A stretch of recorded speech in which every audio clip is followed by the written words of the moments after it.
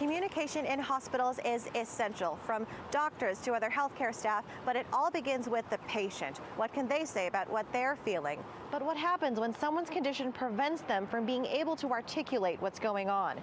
Some people have taken to bringing letters from their doctors with them to the emergency room, but the question is, will any healthcare staff take the time to look? Now the kind of rule of thumb is, unless I lose consciousness, don't call an ambulance because there's no point. Jessie Wood was recently diagnosed with Addison's disease, a rare illness that happens when the body doesn't make enough of certain hormones. Wood was at work one day when she went into a crisis. She says she was lucky. Her coworkers gave her medication and called paramedics, who took her to St. Boniface Hospital, where she was taken to the triage bay. I couldn't move and I couldn't talk. The medication hadn't worked enough yet, and I was left in a hallway by myself, and they were told to call out if I needed any help, which I couldn't. And I sat there for hours. My mom came and met me, and so she was my big advocate during all of this.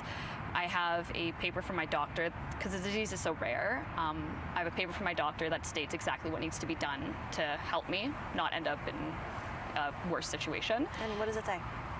It tells the exact fluid rates. I need IV fluids, I need IV medication, and it says no diagnostic tests because nothing can be found. We know what the disease is. They're not going to tell you anything new, and to immediately be seen by a doctor. Did that happen for you? No.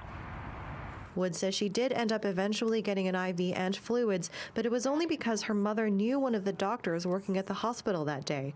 But after waiting hours and beginning to come out of her episode, Wood says she and her mother made the decision to leave. We left against medical advice because she's a nurse. She felt comfortable monitoring me at home.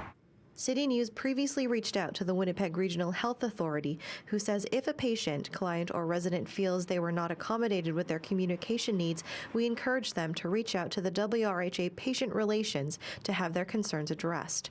As for Wood, she's hoping healthcare staff are more open to listening to patients with rare conditions when it comes to understanding the needs for their care. I have no expectation that doctors and nurses need to know how to treat me. That's why I have the letter. In Winnipeg, Joanne Roberts, City News.